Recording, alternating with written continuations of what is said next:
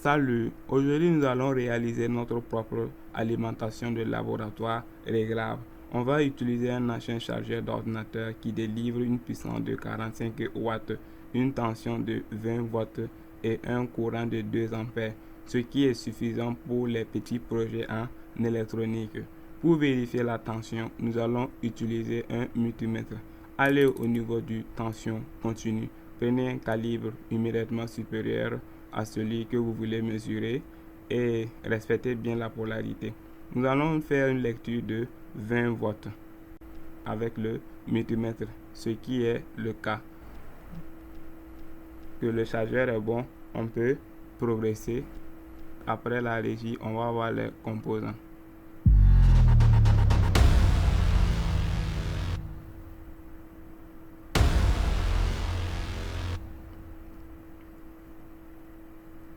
Et voici les différents composants.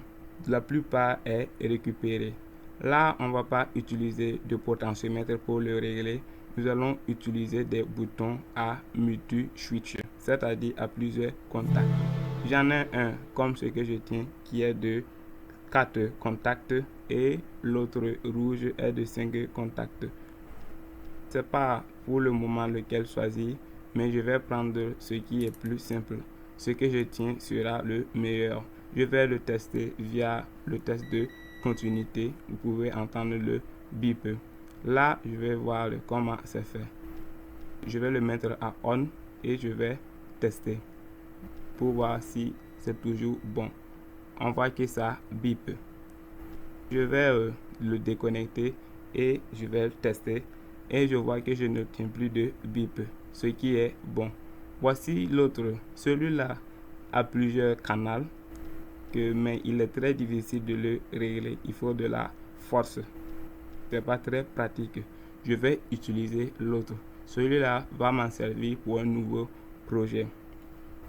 Voici les condensateurs. J'ai un condensateur de 10 microfarad 25 volts, ce qui est supérieur à mes 20 volts, donc il n'y a pas de problème. On va utiliser un T-bloc pour la sortie et voilà la résistance de 1 kilo ohm. Donc je vais tester la résistance. Partez au niveau de la résistance et vous prenez une calibre nettement supérieure. Donc j'ai pris 2 kΩ. Je vais tester. Faites attention de ne pas toucher la résistance avec le doigt. Je fais une lecture de 969 ohms. 900 et quelques ohms, ce qui est très proche à 1 kΩ. Je pouvais utiliser le potentiomètre, mais pour des raisons que je vais vous expliquer devant, je vais utiliser le bouton switch pour ne pas faire des accidents, pour que la valeur ne se change pas sans que je l'ai voulu. Et voici comment nous allons couper notre zero board. Enfin, nous allons installer les différents composants. Je vais vous montrer comment ça va être. Là, je vais bien implanter et je vais vous montrer comment va se passer la soudure. Vous pouvez voir à l'arrière comment nous allons pouvoir le souder très facilement sans réaliser un PCB. Et nous ne pouvons pas faire sans utiliser des diodes de protection. Voici les diodes d'une autre alimentation à découpage. On a 4 diodes, c'est une configuration de points de diode. J'en ai utilisé un, donc il me reste 3. Les 3 vont me servir à réaliser le projet. Là, je vais tester les différents diodes. Vous partez au niveau diode de votre multimètre et vous testez. Le noir doit être au niveau du trait blanc de la diode. Regardez bien. Ça m'a donné la tension de seuil. Et je inverse. Je ne dois pas faire de lecture. On voit que je ne fais pas de lecture, donc les diodes sont bons. Je ne les ai pas tous testés, mais je sais qu'ils sont bons. On voit les différents composants qu'on peut utiliser pour faire d'autres projets.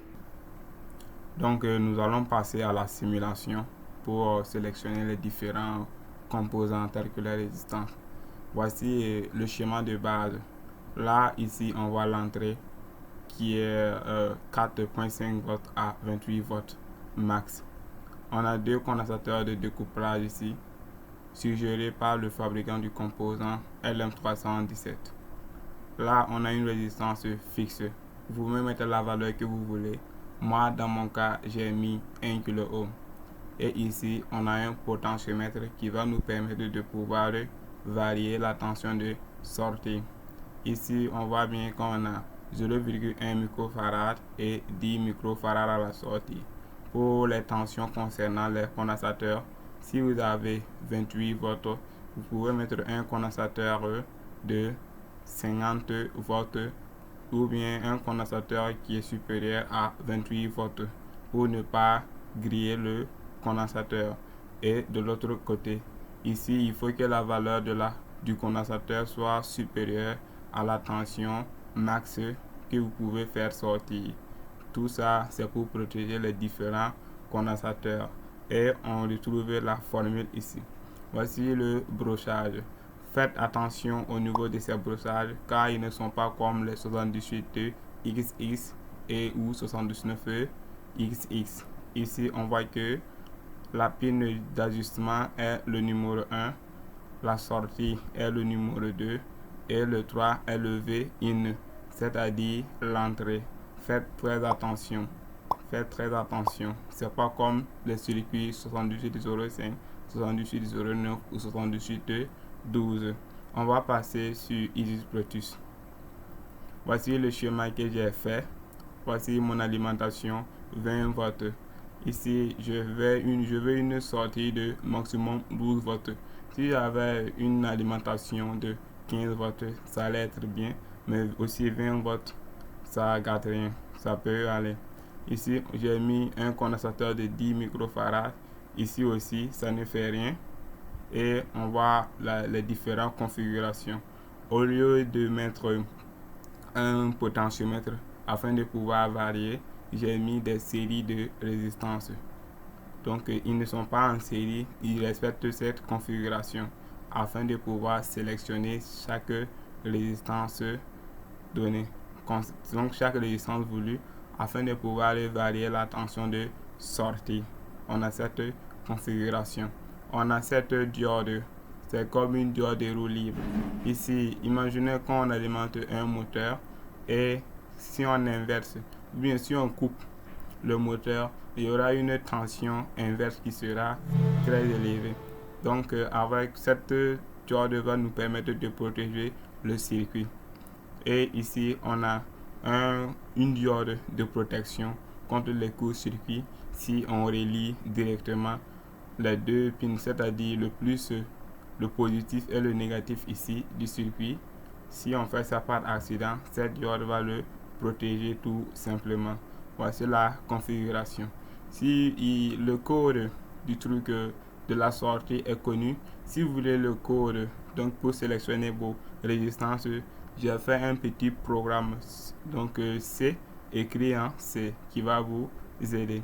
Je vais vous montrer le programme et nous allons voir la simulation et vous allez deviner les tensions que je vais sortir. Restez et regardez la vidéo car les tensions que je vais sortir sont les tensions que vous utilisez le plus souvent. Donc, voici le code ici expliqué. Là, on a la formule générale.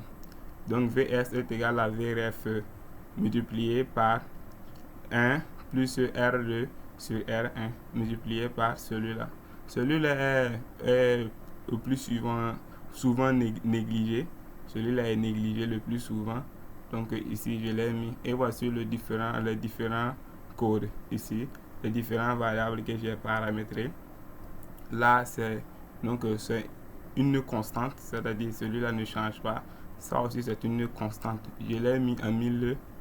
Donc, 1000 ohms, c'est-à-dire 1 kΩ. Ça, c'est pour stocker, pour éviter les erreurs de calcul.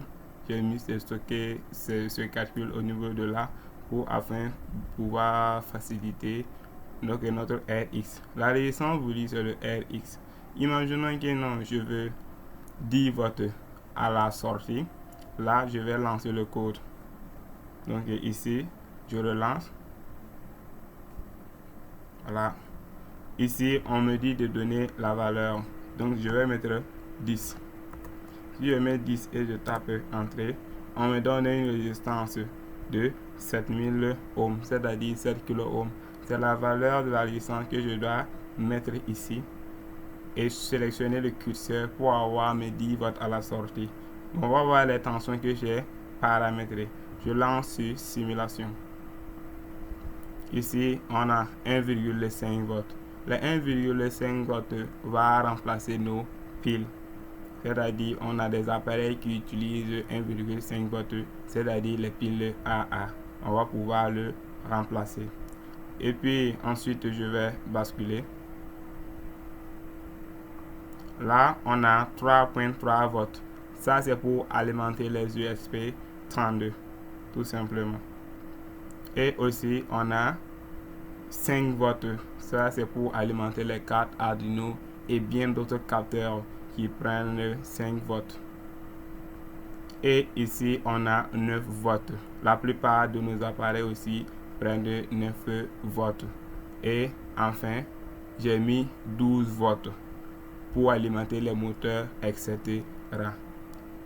Donc, comme vous voyez, c'est très pratique. Je pouvais mettre un potentiomètre, mais le potentiomètre ne va pas me permettre de pouvoir fixer les valeurs.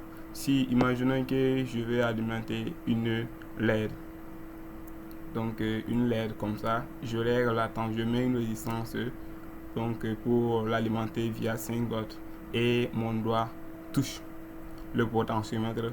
Vous allez voir que la valeur va augmenter. Ça peut détruire le composant, mais avec celui-là, je peux avoir un régulateur simple et stabilisé. On est à la fin de cette vidéo. Dans la vidéo précédente, je vais recevoir mon LM317 et nous allons pouvoir passer à la pratique. Si vous avez des questions, vous pouvez me poser au niveau des commentaires. Je lis et je réponds tous les commentaires. C'est un plaisir pour moi.